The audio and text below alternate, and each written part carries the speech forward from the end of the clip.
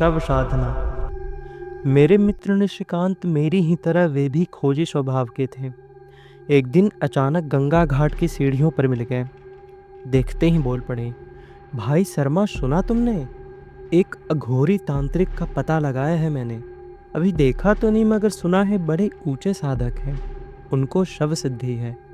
हर अमावस्या की रात शव साधना करते हैं। कहाँ रहते हैं वह? मैंने उत्सुकता से प्रश्न किया।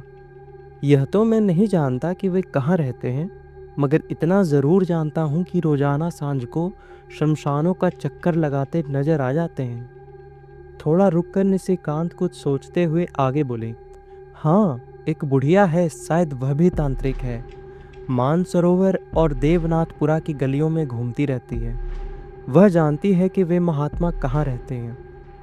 निशिकांत की बातों ने मुझे भीतर से जिज्ञासा जगा दी। उस सब साधक महापुरुष से मिलने के लिए मेरा चित्त आकुल हो उठा। लेकिन 2 महीने बीत गए, मैंने इस दिशा में कोई प्रयास नहीं किया। अगस्त सन 1968 की बात है। सवेरे से ही मूसलाधार वर्षा हो रही थी। शाम को बूंदाबांदी कुछ कम हुई तो टहलने के विचार से मैं घर से बाहर निकल पड़ा। देवनाथपुरा मोहल्ले में नाटौर स्टेट का एक शिव शिवा काली मंदिर है। बड़ी प्राचीन और सिद्ध प्रतिमा है भगवती महामाया की। मैं उनके दर्शन के ख्याल से उधर ही चल पड़ा। जैसे ही मानसरोवर की गली के मोड़ पर घूमा, एकाएक एक मकान के चबूतरे पर बैठी एक बुढ़िया पर मेरी नज़र पड़ गई। 70-80 के लगभग की उम्र, सिर मुड़ा हुआ, दुबले पतले सिकुड़े स्याह शरीर पर एक फटी पुरानी साड़ी लपेटे, सामने रखे टूटे फूटे एल्युमिनियम के कटोरे से सूखा भात निकाल निकाल कर ध्यान से बड़े ही विचित्र ढंग से खा रही थी। जरा रुककर मैंने उसकी ओर देखा। उसकी गड्ढे में धसी आंखों में मुझे एक असाधारण चमक दिखलाई पड़ी। मन ने हौले से कहा, कहीं यह वही बुढ़िया तो नहीं है? मैं बुढ़िया की गतिविधि को बड़े ध्यान से देखने लगा। अचानक वह भात खाते खाते चिल्ला पड़ी, क्यों रे, यहाँ क्या खड़ा है? भाग यहाँ से, भाग जा। नहीं नहीं, ऐसा मत कहो, मैं तो तुम्हें कुछ खाने को देने के लिए खड़ा था, मैंने हंसकर कहा। मुझे क्या देगा? चल भाग यहाँ से। बड़ा आया देने वाला मुझे भिखारिन समझता है क्या? मैंने न जाने क्या सोचकर आगे बढ़ गया। पानी भी बरसने लगा था। भगवती का दर्शन कर जब वापस उसी रास्ते लौटा तो बुढ़िया को चबूतरे पर नहीं पाया। फिर एक दिन सांझ का समय था। लाली घाट की चीर परिचित सीढ़ियों पर बैठा मैं बगल के हरिश्चंद्र घाट पर जलती चिताओं को देख रहा था कि फिर उस बुढ़िया पर नज़र पड़ गई। शमशान घाट की सीढ़ियों पर चढ़कर वह ऊपर जलती हुई चिताओं के नज़दीक आ खड़ी हुई। वह लाशों को ऐसी घूर रही थी मानो किसी लाश को उठाकर ले भागने का मौका देख रही हो। थोड़ी देर बाद लाई गई एक युवक की लाश के साथ लोगों ने भारी पत्थर बांधा और नाव पर लादकर उसे गंगा में बहाने के लिए चल पड़े। बुढ़िया इन सारी क्रियाओं को बड़े ध्यान से देख रही थी।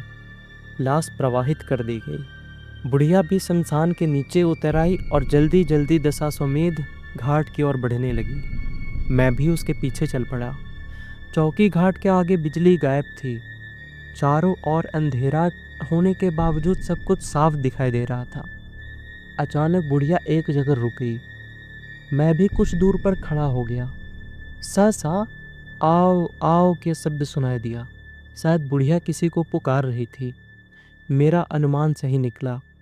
बुढ़िया हवा में हाथ हिलाती हुई गंगा की ओर मुंह किए किसी को बुला रही थी। सहसा गंगा की प्रखर धारा के ऊपर एक सफ़ेद सी चीज उभरी और धीरे धीरे घाट की ओर बढ़ने लगी। थोड़ी देर बाद वह साफ दिखाई देने लगी। यह वह उसी युवक की लाश थी जो थोड़ी देर पूर्व गंगा में प्रवाहित किया गया था।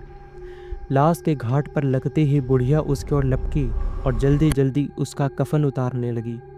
कफन उतार कर उसने अपने कमर में लपेटा और जल्दी जल्दी नारद घाट की सीढ़ियाँ चढ़ने लगी। लेकिन यह क्या? आतंक से भरी आंखें फटी सी पड़ी। मैं हतप्रभ ताकता ही रह गया।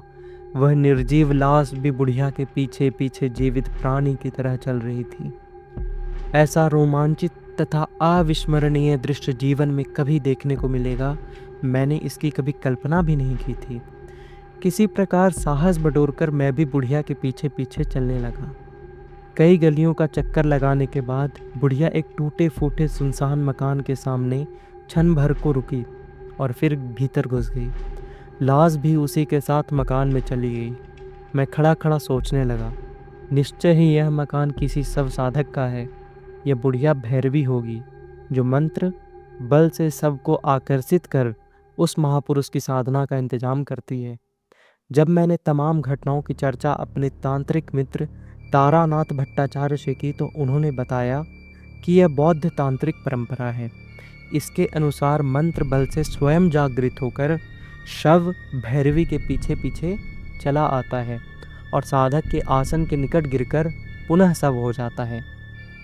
इस प्रकार के शव साधकों के पास असीम तांत्रिक शक्ति होती है।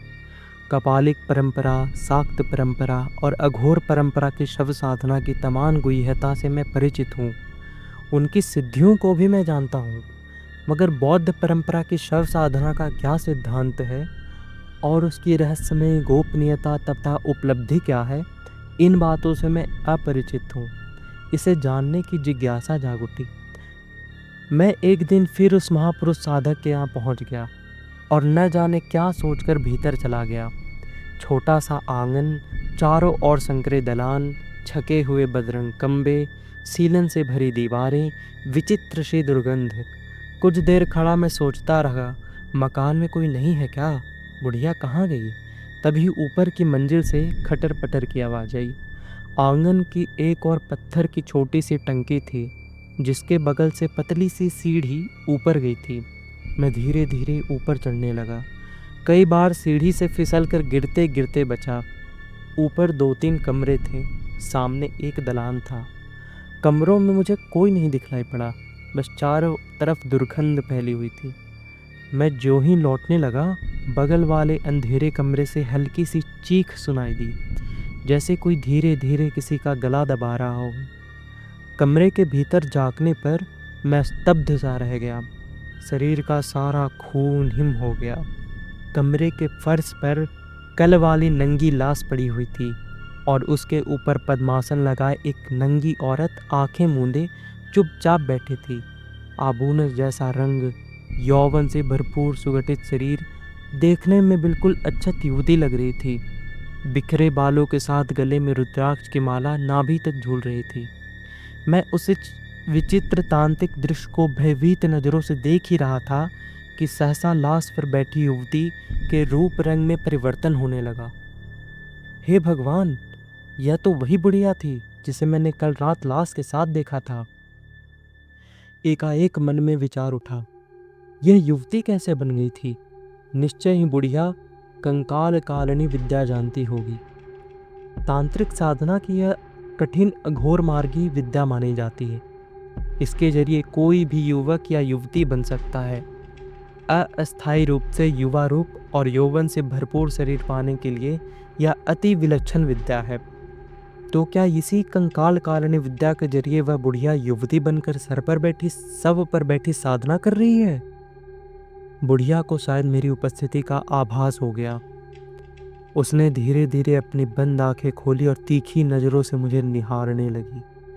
मुझे देखते ही वह बुढ़िया एक बरगी चिल्ला उठी, यहाँ भी आ गया तू? चल भाग। फिर लाश के ऊपर से उठकर मेरे करीब आ खड़ी हुई और मुझे ढकेलती हुई बोली, साला जाता है या नहीं? बोल, क्या चाहता है तू? क्या करने आया है यहाँ?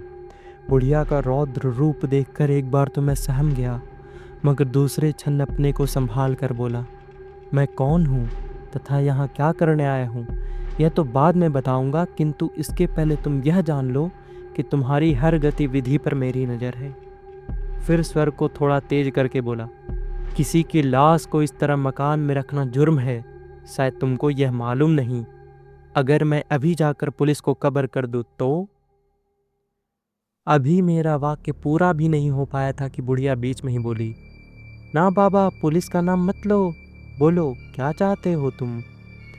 जब मैंने देखा कि बुढ़िया का रौद्र रूप पूरी तरह से नष्ट हो गया है तो मैंने पूछा, तुम कंकाल कालनी विद्या जानती हो ना?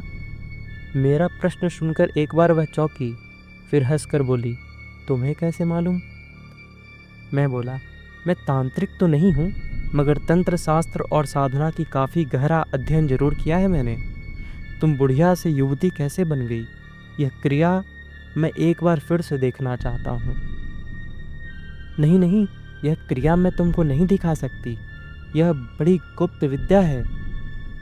लेकिन जब उसने देखा कि मैं उसका पीछा किसी तरह छोड़ने वाला नहीं हूँ, तो मेरे बार बार आग्रह करने पर वह तैयार हो गई।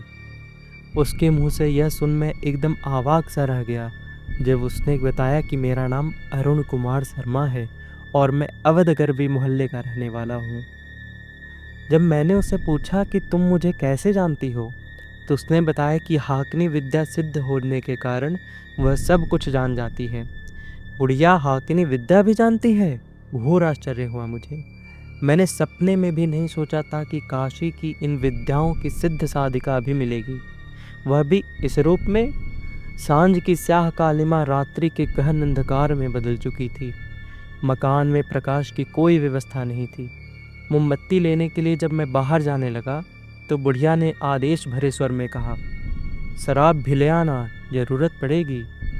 जब मैं शराब और मोमबत्ती लेकर वापस लौटा तो रात के 9 बज चुके थे। आकाश में बादल छाए थे, हल्की हल्की वर्षा भी हो रही थी।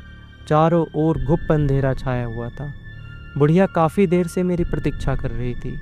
3 बोतल शराब में से 1 बोतल खोलकर वह गट गट कर तुरंत पी गई। फिर मुझे उस कमरे में ले गई जिसमें लाश रखी थी। एक मोमबत्ती जलाकर मैंने कमरे में रोशनी कर दी। बुढ़िया ने तेल का एक दिया जलाकर लाश के सिरहाने रखा और शराब की दूसरी बोतल खोलकर न जाने किस ढंग से लाश के गले में उतार दी। फिर बाल खोल नंगी होकर वह उसके ऊपर बैठ गई। मोमबत्ती और दिए की मिली जुली रोशनी में बुढ़िया का चेहरा क्रूर और विभत्स सा लगने लगा। गड्ढे में दसी हुई बूझी बूझी आंखें, चेहरे पर तमाम झुर्रियाँ, नीचे की ओर लटका हुआ जबड़ा और रूखे सूखे सफ़ेद बाल, सब मिलकर उसके चेहरे को अत्यंत घृणित बना दिया था। उसका भाव देखकर मेरे मन में आतंक सा भर गया। बुढ़िया उस समय पद्मासन लगाए विशेष तांत्रिक मुद्रा में किसी मंत्र का जाप कर रही थी। धीरे धीरे समय गुजर रहा था। मैं चुपचाप मौन साधे कमरे में एक और बैठा कभी बुढ़िया की ओर तथा कभी लाश की ओर देखता रहा। लाश किसी अच्छे कुल के युवक की लग रही थी। काफ़ी सुंदर और गोरे रंग का था वह। ऐसा लगता था मानो वह मरा नहीं हो, बल्कि गहरी नींद में सो रहा हो। मैं उसकी ओर देख ही रहा था कि अचानक कमरे के वातावरण में रहस्यमय धुआं छाने लगा। दिए की लौ एक बार कपी, फिर ऊंची और ऊंची उठने लगी। कुछ ही क्षणों में लगभग 3-4 फुट लंबी हो गई, लेकिन वह चमत्कार मुझे प्रभावित न कर सका। दूसरे क्षण लौ फिर पूर्व स्थिति में आ गई। उसी समय एकाएक लाश ने चीख कर अपनी बंद आंखें खोल दी। पहले उसने सिर को घुमाकर चारों ओर देखा और सिर पर दोबारा चीख कर बोली, छोड़ दो मुझे, छोड़ दो। बुढ़िया बोली, छोड़ दूंगी। बुढ़िया कर्कश स्वर में गरज कर बोली, मगर यह बतलाओ तुम कहाँ थे अभी तक? तुम जिंदा हो या मुर्दा? वह बोला, मैं अपने शरीर में सो रहा था, तुमने फिर से जगा दिया मुझे। मैं मरा कहाँ हूँ? कौन कहता है कि मैं मर गया हूँ? मैं तो जिंदा हूँ। मेरी पत्नी कमला मेरा इंतज़ार कर रही है। रो रो कर उसने अपना बुरा हाल बना लिया है। मुझे कमला के पास जाने दो, छोड़ दो मुझे, छोड़ दो। लाश एक ही सांस में सब कुछ कह गई। सब साधना में जहर खाकर, फांसी लगाकर, पानी में डूबकर तथा सांप के जहर से मरे हुए व्यक्ति का अत्यंत महत्व है। ऐसे लोग काफ़ी समय तक अपने आप को जीवित अनुभव करते हैं तथा अपने परिवार वालों के बीच घूमते हैं। वह युवक भी सांप के काटने से मरा था। तुम्हारा नाम क्या है? बुढ़िया ने पूछा। रमाकांत सिंह, लाश ने जवाब दिया। तुम्हारी आयु क्या है? 28 वर्ष। मैं अपने को तुम्हारी आयु में बदल रही हूँ, क्या तुम इसके लिए सहमत हो? हाँ, सहमत हूँ, पर फिर मुझे छोड़ देना। लाश के इतना कहते ही बुढ़िया के आकार, प्रकार और रूप में सहसा परिवर्तन होने लगा। कुछ ही क्षणों में वह मेरे सामने वैसी ही हो गई जैसे कुछ घंटे पूर्व युवती के रूप में दिखाई पड़ी थी। कंकाल कालनी विद्या के बारे में पढ़ा और सुना ज़रूर था, मगर उस भयंकर तांत्रिक विद्या की सिद्धि आज मैं प्रत्यक्ष देख रहा था। कुछ समय तक ध्यानमग्न रहने के बाद वह बुढ़िया युवती के रूप में सबसे अलग हो गई और मेरे करीब आकर बोली, एक बोतल बची है ना? हाँ बची है, मैंने उसे घूरते हुए कहा। लाओ और अपने हाथ से मुझे सुरा पान कराओ। मैंने पास रखे पीतल के गिलास में शराब भरकर उसके सामने रख दी। उसने कहा, नहीं, अपने हाथों से पिलाओ, बड़ी प्यास लगी है। मेरे मन के उत्ताप को आज तुम शांत कर दो, बड़ी विकल हूँ मैं। मैंने सुरा से भरा गिलास उसके कोमल होठों से लगा दिया। दूसरे ही क्षण गट गट कर उसने गिलास खाली कर दिया और बोली, और डालो। मैंने फिर गिलास भरकर उसके होठों से लगा दिया। आधा पीने के बाद गिलास मेरी ओर बढ़ाते हुए कड़क कर बोली, लो, इतना तुम पी जाओ। नहीं, मैं शराब नहीं पीता। नहीं, मैं कुछ नहीं सुनना चाहती, शराब पीनी ही पड़ेगी तुम्हें। इतना कहकर वह मुझसे बिल्कुल सट गई। उसके शरीर का मादक स्पर्श होते ही मेरे तन मन एक बार ही सिहर उठा। मुझे विवश मत करो, विनय भरे स्वर में मैंने कहा। उसने कहा, पी लो, घबराओ नहीं, सारा भय दूर हो जाएगा इस अमृत से। फिर उसने जबरदस्ती मेरे गले में शराब उड़ेल दी। सारा शरीर झंझना उठा। फिर मैं एक पल भी रुका नहीं, लड़खड़ाते हुए सीढ़ियों से उतरकर बाहर गली में निकल आया। उस समय काफ़ी तेज पानी बरस रहा था। किसी प्रकार भीगता भीगता घर पहुंचा, मगर अपने कमरे का दरवाज़ा खोलते ही मैं स्तब्ध रह गया। दूसरे ही क्षण सारा नशा खत्म हो गया, शरीर पत्थर सा हो गया। मेरे बिस्तर पर वह युवती के रूप में लेटी वही बुढ़िया मुस्कुरा रही थी। कहीं कोई भ्रम नहीं था, ना मैं सपना देख रहा था। न जाने कब तक मैं दरवाजे के पास पाषाणवत खड़ा रहा। फिर किसी तरह अपने आप को संभाल कर हकलाते हुए मैंने पूछा, तुम यहाँ कैसे आई? क्या काम है? इस तरह यदि किसी ने तुम्हें देख लिया तो क्या कहेगा, क्या समझेगा? मेरी बात सुनकर वह खिलखिला कर हंस पड़ी। बोली, बस इतने से ही घबरा गए? तंत्र मंत्र और भूत प्रेत की दुनिया में ही तुम्हारा अब तक सारा जीवन बीता है ना? न जाने कितनी भटकती अतृप्त आत्माओं को तुमसे शांति मिली है, तथा कितनी ही अतृप्त आत्माएं अभी भी शांति पाने की लालसा में तुम्हारे इर्द गिर्द मंडरा रही है। यह सब मैंने तुमको पहली बार देखते ही जान लिया था। इतना कहने के बाद युवती बिस्तर से उठकर मेरे करीब आ गई और अपनी दोनों बाहों को मेरे गले में डालती हुई बोली, उन्हीं तमाम आत्माओं की तरह मैं भी अशांत हूँ। मैं अपनी शांति कब की खो बैठी हूँ।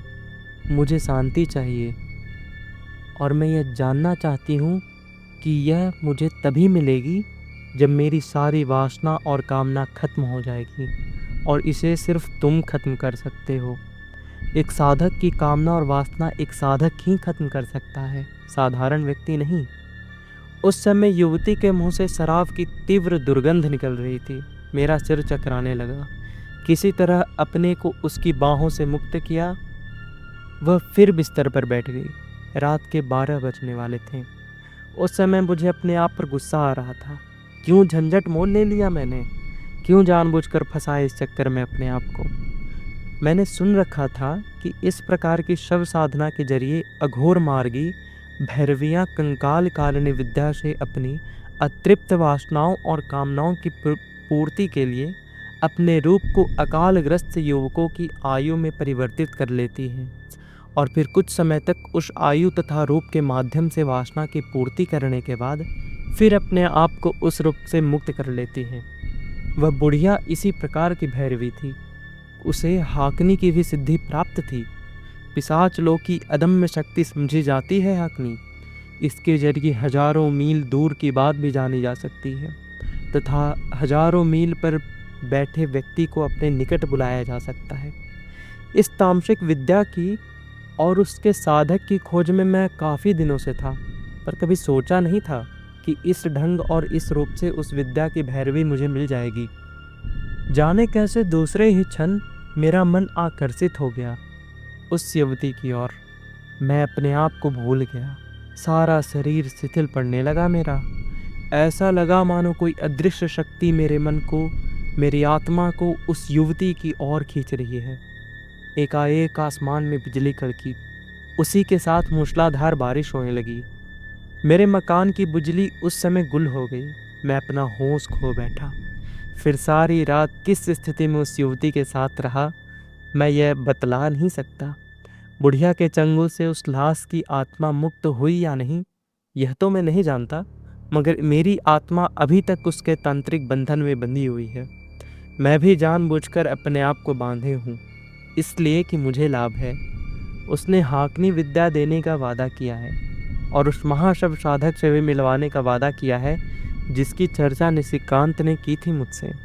निश्चय ही उस सिद्धि पुरुष से मिलने पर एक नई कहानी जन्म लेगी।